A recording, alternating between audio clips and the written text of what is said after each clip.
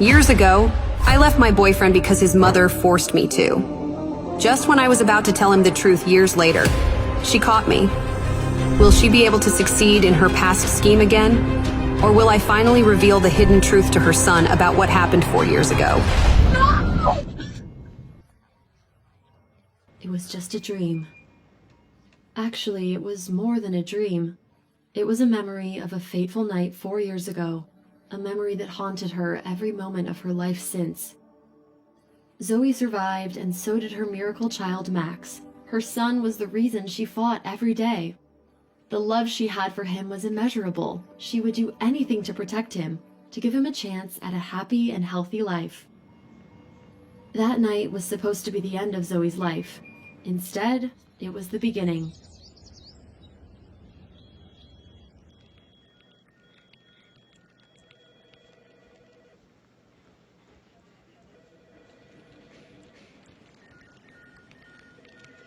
And sent. 5 o'clock is quitting time. You finished for today? Was just putting the finishing touches on this design, but I am done. I'd ask you to happy hour, but I'm sure you're off to see your son. I am. It's okay. I get it. Your date is much cuter than anyone I'll see at the bar. That he is. I'll see you tomorrow, Court. Zoe quickly walked towards the exit of Taylor Interiors. This was the best part of her day. She wanted to get to the hospital to spend as much time with her son as possible before visiting hours ended. Courtney couldn't help but sigh. Her friend was under so much pressure. Being a single mother was hard enough, and to add to the hardship, Zoe's son had leukemia. The financial and emotional strain on Zoe was immense. Her son was currently undergoing chemotherapy and needed a bone marrow transplant. Courtney said a quick prayer that a miracle would come into Zoe's life.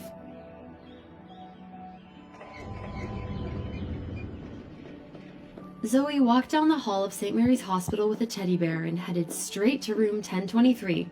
She pushed open the hospital room's door with a huge smile, only for her face to immediately fall. The room was empty. There was no sign of Zoe's son. She immediately became anxious. Have you seen the patient in this room, my son Max? Oh, I'm sorry. I'm just an intern nurse. I just started here. I don't know your son. I'll ask the charge nurse.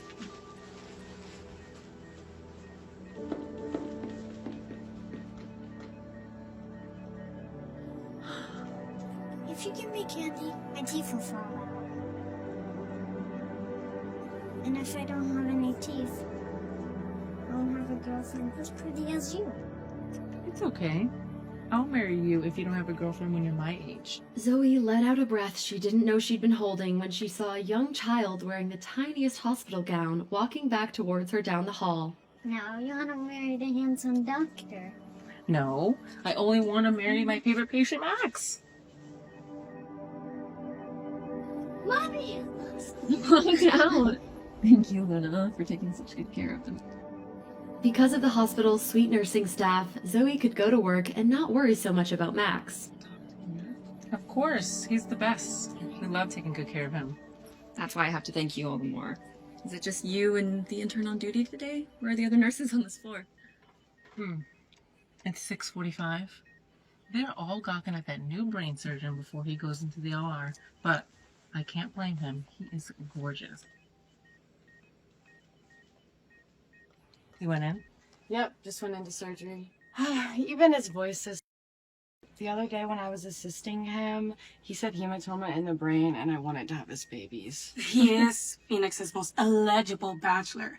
He was promoted to professor when he came to St. Mary's. I also heard that his family is loaded and he comes from a lot of political influence. He just bought a penthouse downtown. Wow. Anyways, y'all two, get back to work and stop daydreaming. You know that we don't have a chance with a man like that. You know he only dates women like him. Gorgeous and from the right kind of family. We can all dream. Can we? The right kind of family. Luna's words stopped her cold and reminded Zoe of her past. Not being part of the right kind of family is what had almost gotten her and Max killed.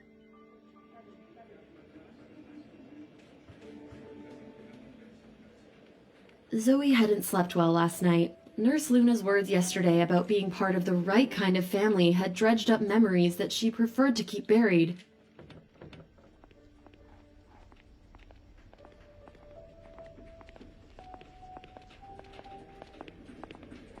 Your phone's rang like 10 times in a row.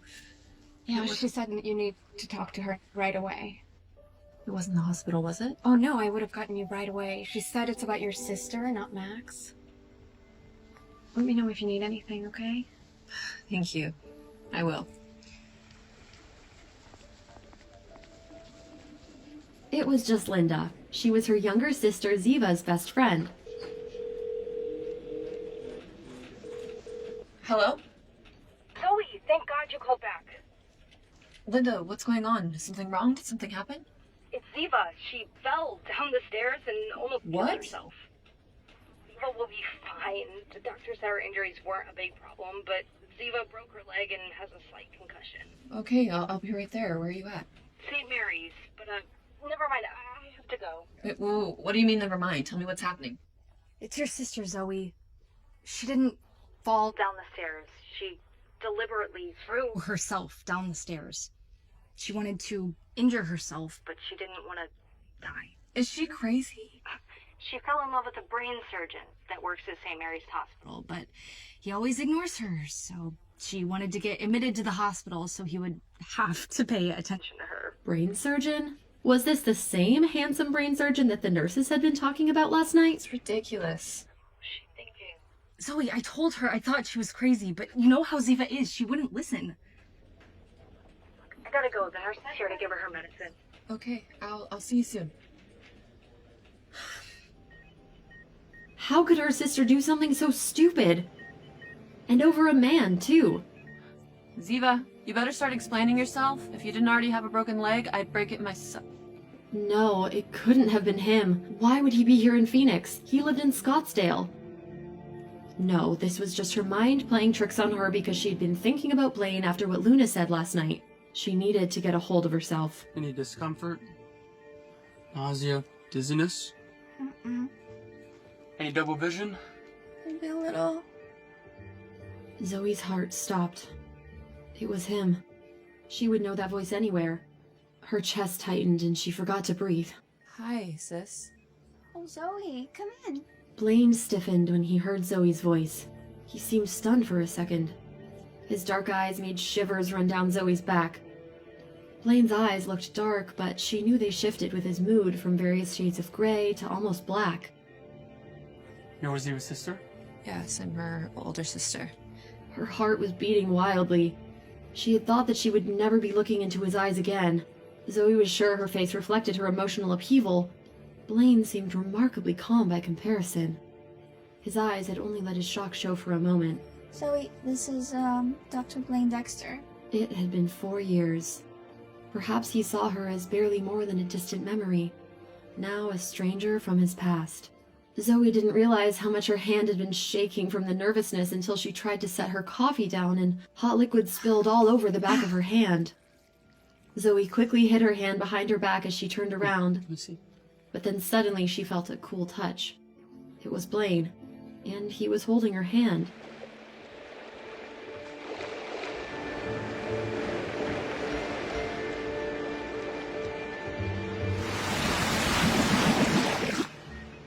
The burn looks to be not that serious. She wanted to break free, but found herself unable to resist his closeness. His voice was cold and clinical. Kelly, can you please help Miss Fuller's sister? Unlike It's a birthday Zoe, he for seemed one. unaffected by their touch. It's no problem. Your scans look good. I don't see any injuries to the brain. Okay. I'll have the nurse arrange to move you to the orthopedic department for observation. What? Why? I don't feel well enough. Ziva, all of my beds are precious. These beds help save lives and treat real injuries. I heard you like me. That'll never happen. So don't waste your time or my time.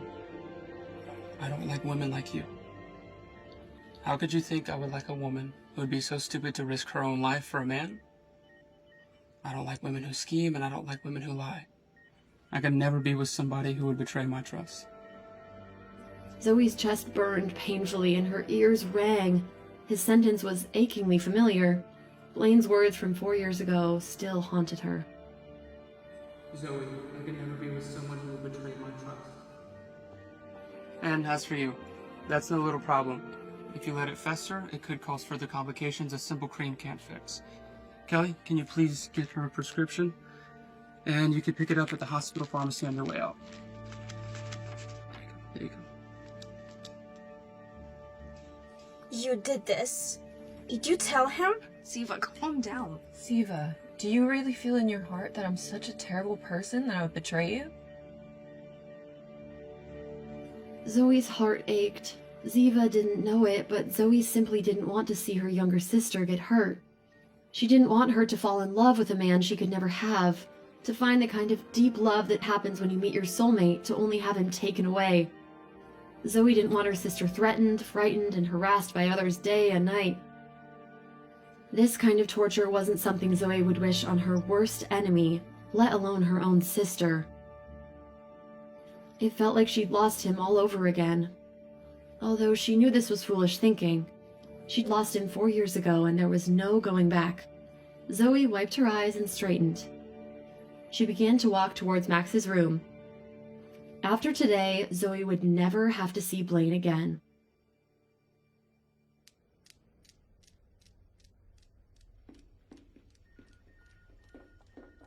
You wanted to see me? Yes, come in. I wanted to talk to you about a new client. So, a new client's been referred to us that I think would be a perfect fit for your design aesthetic. The contact that referred him mentioned that money is no object. So he sounds like my perfect kind of client. Hopefully he'll refer some of his rich friends. Great. Can't wait to get started. Excellent. So, the client wants to meet tonight at the Waterford International Hotel. I know you like to visit your son after work, so if you want to leave a bit early to go and visit Max, that's fine. Talon was not only the chief designer, but also the owner of Taylor Interiors. He was a good boss with a warm heart. That's very thoughtful of you, Talon. Thank you. I'll do that. Oh, Zoe, one more thing. The contact that referred him mentioned he could be a bit picky, but I know your style and attentiveness. I'm sure it'll be no problem. No worries. Won't let you down. I got this. After squeezing in a visit with Max, Zoe headed to the Waterford Hotel to meet her new client. Walking into the restaurant lobby, Zoe was reaching into her bag to pull out the file and call her client when she suddenly stopped dead in her tracks. Zoe blinked in disbelief at the man casually sitting. He was gazing at the city, the color of his eyes today a stormy gray. He seemed to be waiting for someone. His long fingers drummed rhythmically on the table beside him to show that his patience was waning. This couldn't be happening. Zoe had managed to avoid him all week at the hospital, only for Blaine to now be sitting in the same hotel as her client meeting. Realizing he hadn't seen her yet, Zoe frantically looked around for a place to hide. Spotting a large pillar to hide behind, Zoe quickly headed towards it. Zoe chanced to glance back in Blaine's direction, only to find him now looking right at her.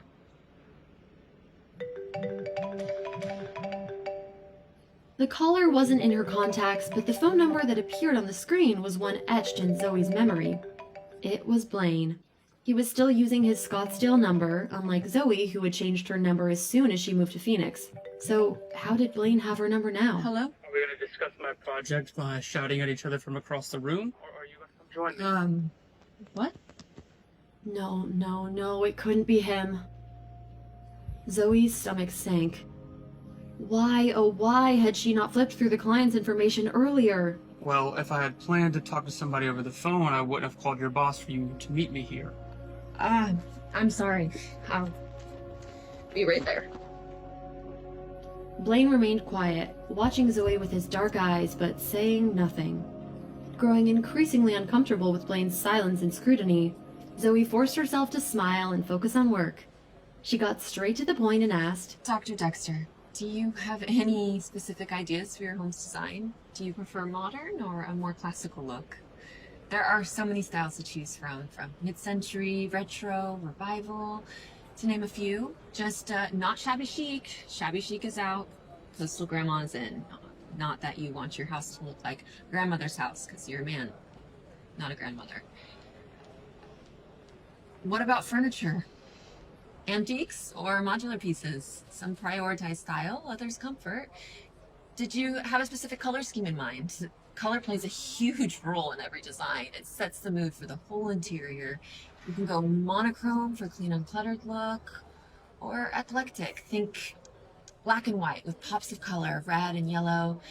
Warm colors create a cozy, welcoming environment, and blues and grays can be soothing. These are recent examples of my work. If you see anything that catches your eye, let me know. Zoe finally stopped talking. She was out of breath and wished there was a hole in the hotel lobby she could crawl into. Blaine didn't open Zoe's portfolio. She figured he was probably thinking of how quickly he could get Talon on the phone to have her fired. Finally, he spoke. Right now, what I want is food. Let's eat first. Excuse me, sir. Yes, sir. Can you see a menu? Right, please. Thank you. At least while eating, she wouldn't have to talk. I'm sorry about that. That was rude. I'm not usually that talkative. Never mind that. This is unexpected, to say the least. Thank you. Thank you. What would you like to eat, miss? Oh, just the water's fine for me. Not only did this restaurant look extremely expensive, but Zoe also didn't think she could eat with her stomach in knots. Blaine frowned at Zoe's response. Can you bring us 2 plates, please? We'll be sharing. And to start out, we'll do the charcuterie board. And then proceeded to order a wide variety of dishes. The entrees we'll do. Zoe normally prided herself on her professionalism. Usually when Zoe met with a new client, she would make small talk and get to know her client before launching into a discussion of their project. Zoe just hadn't been able to do this with Blaine.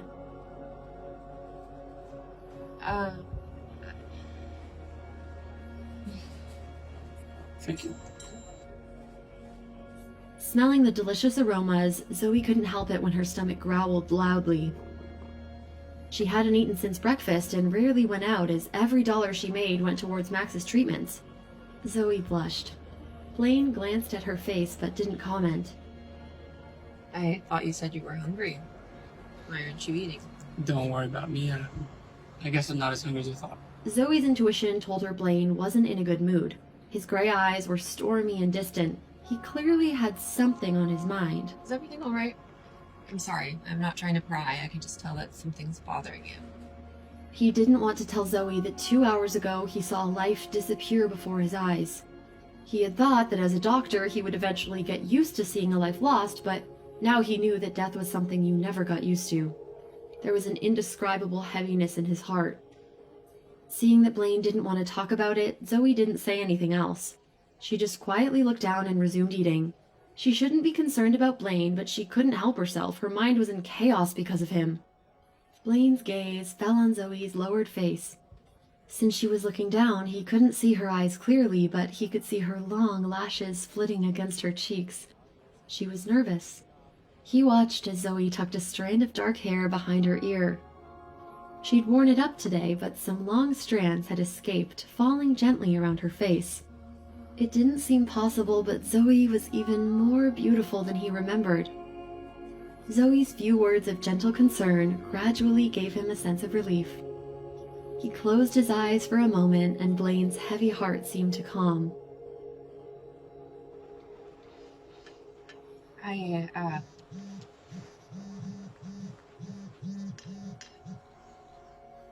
Dr. Dexter? Yes, I can be there. Which patient is having complications? Okay, yes, another one. Can you please prep her for surgery? I'll be there right away. Thank you. Is there something urgent at the hospital? Zoe assumed that their design conversation was over before it had even started.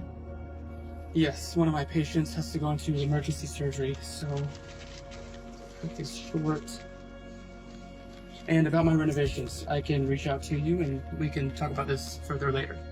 Okay, I understand you have a busy schedule. Yes. Zoe only looked away when Blaine was no longer in sight. Watching him leave, she felt a sense of loss.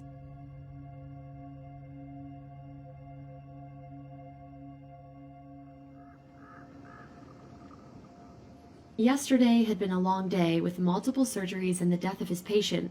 Exhausted, Blaine had escaped outside between operations for some fresh air and had dozed off under the warm autumn sun.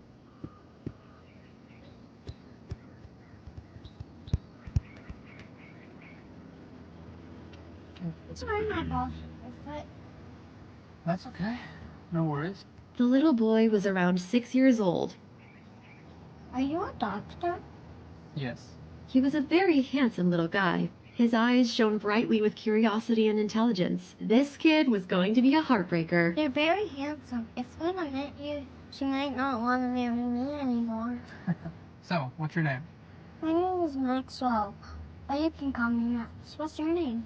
My name is Blaine Dexter. Dr. Dexter. That's right. Are you a brain surgeon? I am a surgeon in the neurology department. Is your family loaded with strong political influence? Hey, kid, are you a detective or something? Is your voice so that the nurses have babies when they hear it? Max, I don't think you should be saying that. Dr. Dexter, are you single? I have a girlfriend. We're supposed to be Max's most eligible bachelor.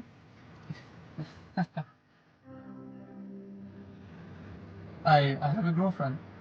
Why is that such a bad thing? I wish you didn't have a girlfriend so you could be mine and she could be your girlfriend. You don't have a dad? I have a daddy, but my daddy and mommy don't live together. I see. Mine works hard and she comes to see me every day. She's the best.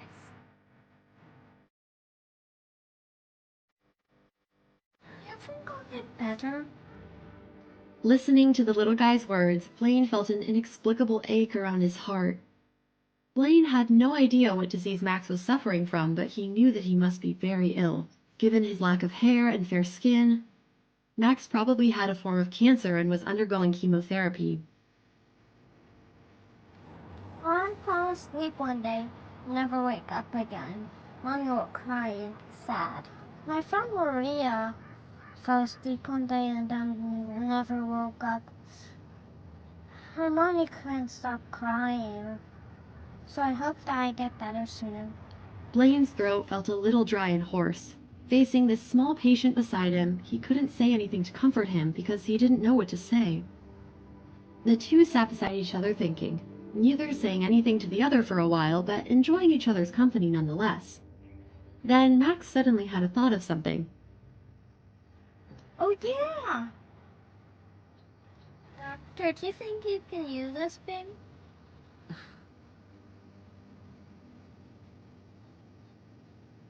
He was speechless. It was a brightly wrapped condom and seemed to be some sort of a giveaway sample for a new brand Blaine had never heard of.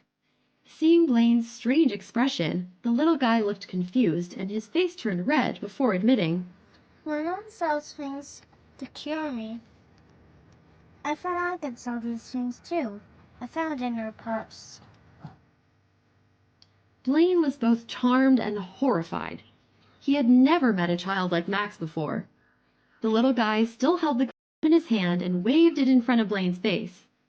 Max grew serious and he lowered his voice a bit when he asked, Do you know what does my mom tell me? It's probably a good thing that she didn't tell you.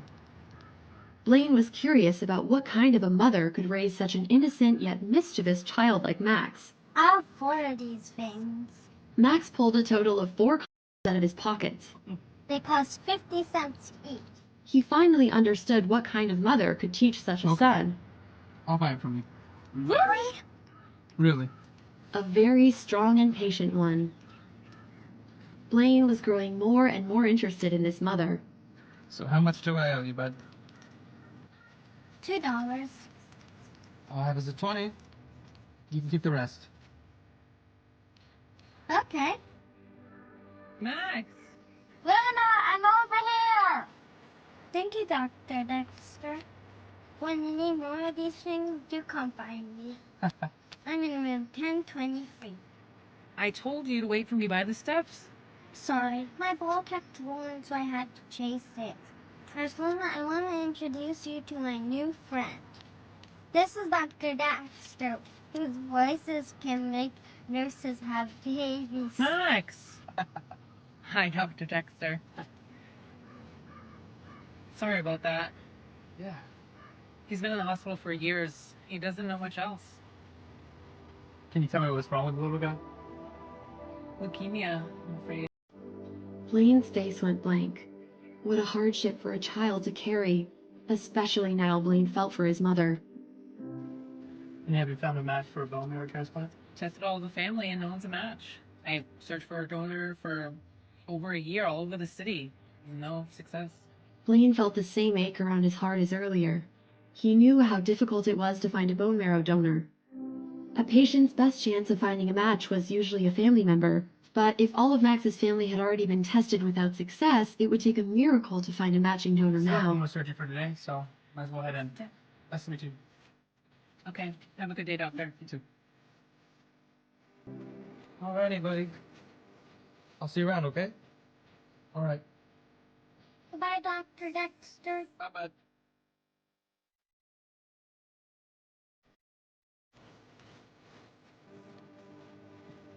You know, after seeing you all two together, you kind of look alike.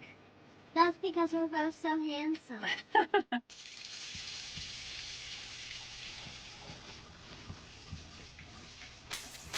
Oh, dude, what have you got planned for after work and can I join you?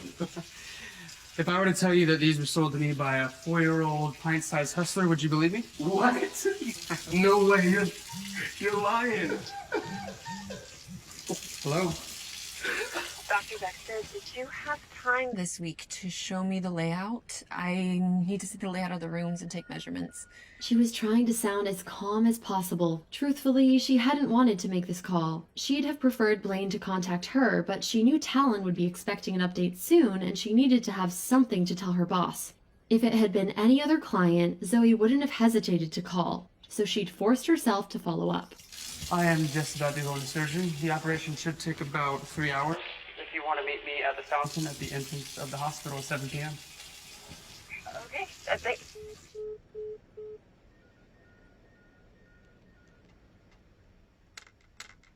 3 hours later, Zoe arrived at the hospital fountain right on time.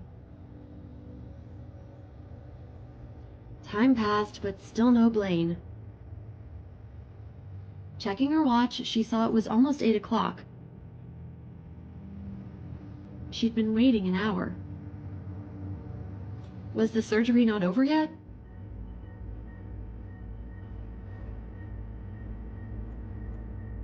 In the operating room, Blaine asked his surgical nurse for the time. What time is it?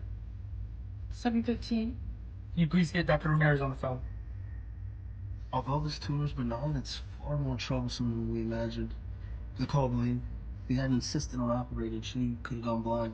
Is the line connected? Yes, Dr. Ramirez is on the line for you. Jose, I need you to do me a favor. I need you to go out front and see if there's a woman by the name of Zoe Fuller waiting for me. If there is, can you please tell her my home address, give her my keys out of my locker. You can also tell Zoe to let herself in. I will be there right after surgery.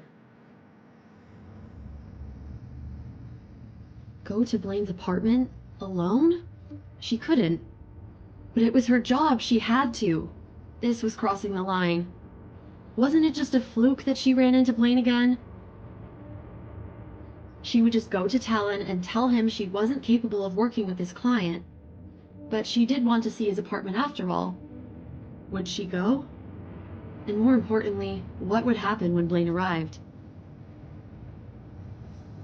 I can't. Would he find out that Max was his son? What skeletons did Blaine have in his closet? She had to find out. Did Blaine know about Max? Did he know what his mother did to them? Once she did this, there was no going back. To listen to the full audio series, install the Pocket FM app now.